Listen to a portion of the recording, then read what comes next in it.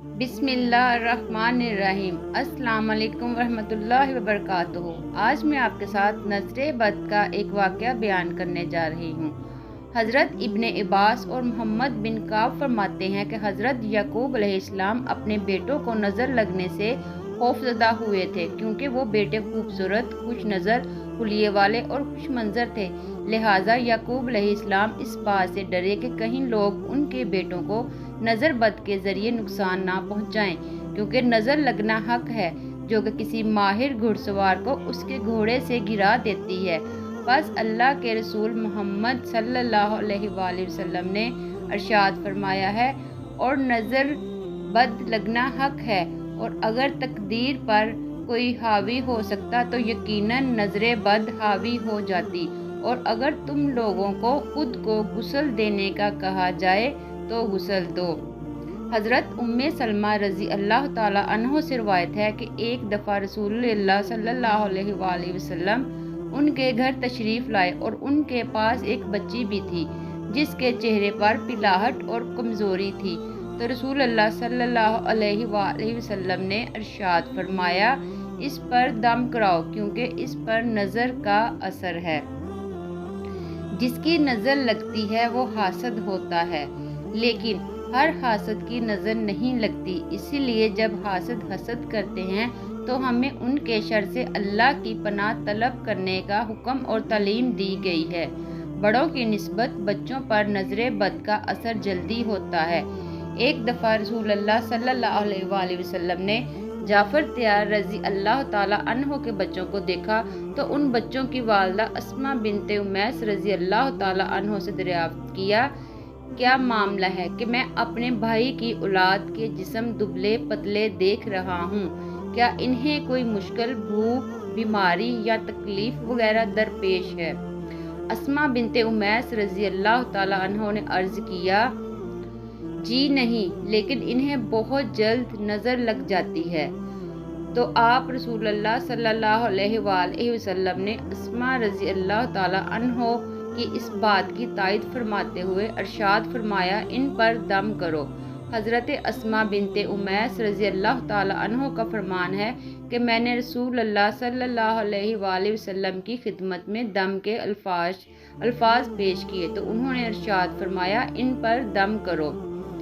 مراد وہ الفاظ ہیں جن کے ذریعے اللہ تعالیٰ کے حضور نظر بد، جادو، عصیب اور بیماری وغیرہ سے نجات اور شفا طلب کی جاتی ہے، اور کسی شک اور شبے کے بغیر یہ کہنا حق ہے کہ اس کام کے لیے قرآن کریم کی آیت مبارک اور رسول اللہ صلی اللہ علیہ وآلہ وسلم کی صحیح ثابت شدہ احادیث مبارکہ میں بیان کردہ الفاظ کے علاوہ کوئی اور الفاظ استعمال کرنا جائز نہیں۔ نظر بد کی پہچان۔ نظر بد یا جادو اور عصیب کا اثر ہونے کی بہت سی علامات ہوتی ہیں۔ کچھ علامات تو ایسی ہوتی ہیں جن کے ظاہر ہونے کی صورت میں مزید کسی جانچ کی ضرورت نہیں رہتی، اور کچھ علامات ایسی ہوتی ہیں جن کا سبب کوئی جسمانی یا نفسیاتی بیماری یا غیر معمولی رویہ بھی ہو سکتا ہے۔ لہٰذا ہمیں اچھی طرح سے یہ سمجھ لینا چاہیے کہ کسی پر جسمانی مشکلات نمودار ہونے کی صورت میں اسے نظر بد کا شکار سمجھ لینے سے پہلے ضروری ہے کہ جسمانی طور پر اس کا طبی معائنہ کروایا جائے، اور کسی صحیح مستند نفسیاتی طبیب سے بھی اس کا معائنہ کروایا جائے، اور اگر ان دونوں اطراف سے اس میں کسی بیماری یا غیر معمولی حالت کیفیت کا پتہ نہ چل سکے تو پھر نظر بد لگنے یا کسی جادو یا عصیب وغیرہ کے اثر ہونے کے بارے میں سوچنا چاہیے۔ طبی اور نفسیاتی معائنے کے بعد اس امکان کے بارے میں سوچا جانا چاہیے۔ فی الفور اس پر یقین نہیں کر لینا چاہیے کہ نظر ہی لگی ہے یا کوئی جادو یا عصیب وغیرہ کا اثر ہو گیا ہے۔ جب نظر بد، جادو یا عصیب وغیرہ کے اثر انداز ہو چکنے کا یا ایسے کسی امکان کا معلوم کرنا ہو تو اس کا بہترین اور تجربات سے ثابت شدہ طریقہ یہ ہے کہ جس شخص کے بارے میں ایسا کوئی شک ہو اس شخص پر قرآن کریم کی تلاوت کی جائے، ان آیات کی تلاوت جو صحیح عقیدے اور عمل والے علماء کے تجربات کے مطابق اور بلا شک شبہ اللہ تعالیٰ کی معیشت سے ایسے معاملات میں علاج کی تاثیر رکھنے والی ہوتی ہیں۔ جب ان آیات کو مشکوک شخص یا مریض شخص کے سامنے تلاوت کیا جاتا ہے یا بسا اوقات جب اس کے سامنے قرآن کریم کی تلاوت کی جاتی ہے تو اس پر درج ذیل علامات ظاہر ہوتی ہیں۔ नंबर 1 चेहरे पर पिलाहट ज़ाहिर होना। नंबर 2 सीने में घुटन का एहसास होना।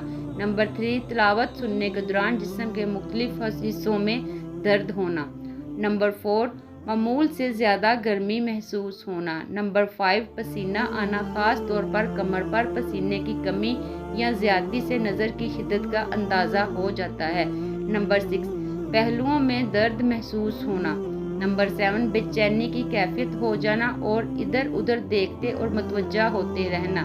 नंबर 8 रोना या किसी सबब के बगैर और रोने की कैफियत के बगैर आंसू जारी हो जाना। नंबर 9 किसी वक्त ये हालत पास बैठे हुए लोगों पर भी जाहिर हो जाती है जो कि इलाज की गर्ज से नहीं बैठे होते। ऐसी सूरत में मुआलिज को उनकी तरफ भी तवज्जो करनी पड़ती है, लेकिन देखने वालों पर अमूमन ये असर मरीज़ की हालत देखने या आयात शरीफा को समझने की वजह से जाहिर होता है।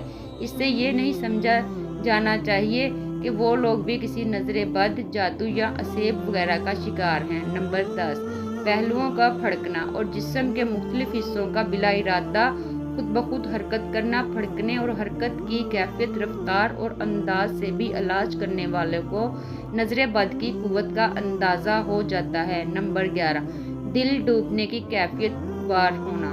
नंबर 12 पट्ठों का अकड़ जाना, खिंचना और दर्द होना। नंबर 13 नींद, बेहोशी और बेहवासी महसूस होना और कोई भी काम करने की कुदरत ना पाना। नंबर 14 पहलुओं में ठंडक का एहसास होना। नंबर 15 किसी तिब्बी और मादी सबब के बगैर जिस्म पर नीलाहट और सब्जी माइल धब्बों का जाहिर होना। नज़र बद का इलाज नबी करीम सल्लल्लाहु अलैहि वसल्लम वो दम जो जिब्राइल अलैहिस्सलाम ने रसूल अल्लाह सल्लल्लाहु अलैहि वसल्लम पर किया।